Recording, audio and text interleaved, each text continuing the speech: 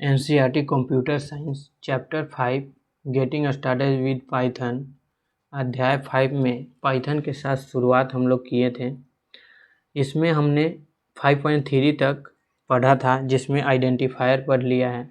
तो आज हम पढ़ेंगे 5.4 वेरिएबल्स। तो चलिए शुरू करते हैं। इसको हम लोग हाईलाइट कर लेते हैं चर को। इसका पेज नंबर 103 है।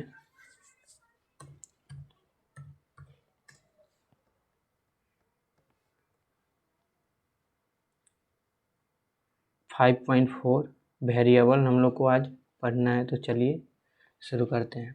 5.4 चर वेरिएबल। किसी प्रोग्राम में एक चर वेरिएबल को एक नाम पहचान करता है, यानी आइडेंटिफायर द्वारा विशिष्ट रूप से पहचाना जाता है। वेरिएबल को पहचानने के लिए हम लोग को आइडेंटिफायर की ज़रूरत होती है। आगे कह रहा है कि पाइथन में चर एक वस्तु ऑब्जेक्ट संदर्भित करता है। जो चर है यानी जो वेरिएबल है वह एक तरह से ऑब्जेक्ट को संदर्भित करता है, यानी वो वेरिएबल को आइडेंटिफाई करता है। आगे क्या कह रहा है कि एक आइटम या तत्व जो मेमोरी में संग्रहित होता है, चर का मान स्ट्रिंग जैसे कि बी यानी ग्लोबल, सिटीजन और संख्या यानी कुछ भी ले सकते हैं संख्या में 3, 4, 5 या अल्फ़ा न्यूमेरिकल वर्णों में हम CD 67 का कोई भी संयोजन हो सकता है। तो इस तरह से हम लोग एक आइटम या तत्व को मेमोरी में संग्रहित करते हैं। आगे कहता है कि पाइथन में हम असाइनमेंट स्टेटमेंट का उपयोग करके नए चर बना सकते हैं और उन्हें विशिष्ट मान असाइन कर सकते हैं।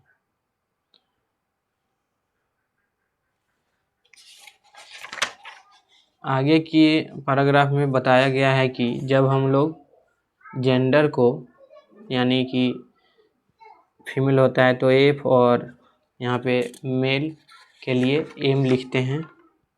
तो इस तरह से यहाँ पे बताया जा रहा है।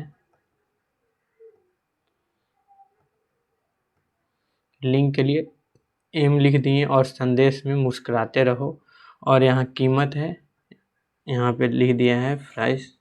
उसी प्रकार प्रोग्राम जो है 2 में दिखाया गया है कि पाइथन में चर मान प्रदर्शित करने के लिए एक कार्यक्रम लिखें, यहाँ पे बोल रहा है। तो इस तरह से लिखा गया है यहाँ पे प्रोग्राम में 5 से 2 तक, और यहाँ पे हैश करके यहाँ पे इंक्लूड किया गया है to display value of the variable. और आगे लिखता है मैसेज में कीप स्माइलिंग। तो इस तरह से ये कोड किया है और प्रिंट कर दिया अंत में मैसेज को, और यूज़र नंबर दे दिया है 101, और उसके बाद प्रिंट कर दिया है उपयोगिता संख्या जो भी है यूज़र नंबर, उसको प्रिंट कर दिया है। तो इस तरह से हम लोग को आउटपुट जो मिलता है यहाँ पे मिलता है मुस्कुराते रहो, और उपयोगकर्ता संख्या जो भी है जो मुस्कुरा रहा है उसका नंबर यहाँ पे दे दिया है।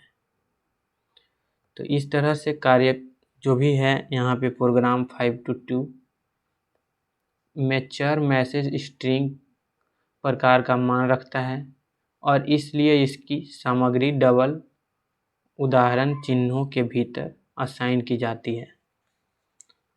आगे कहता है कि यह सिंगल उदाहरण चिन्हों के भीतर भी हो सकती है, जबकि चर जो कि वेरिएबल यूजर नंबर जो है का मान उदाहरण चिन्हों में नहीं है, क्योंकि यह एक संख्या मान है।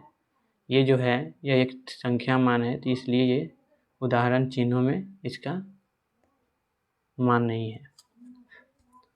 आगे क्या कहता है कि पाइथन में चर घोषणा अप्रत्यक्ष होती है, अर्थात चर स्वचालित रूप से घोषित और परिभाषित हो सकती है।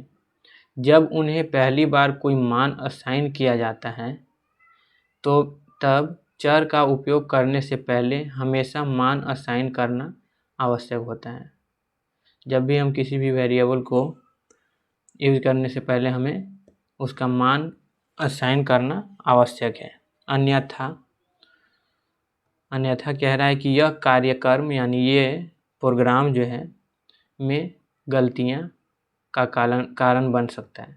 जब हम लोग चर का उपयोग करने से पहले अगर मान को असाइन नहीं करेंगे तो वहाँ पे गलतियां हो सकती हैं। जहाँ भी किसी अभिव्यक्ति में चर का नाम आता है यानी वेरिएबल का जब भी नाम आएगा तो वहाँ पे इंटरप्रेटर उसे उस विशेष चर के मान से बदल देता है।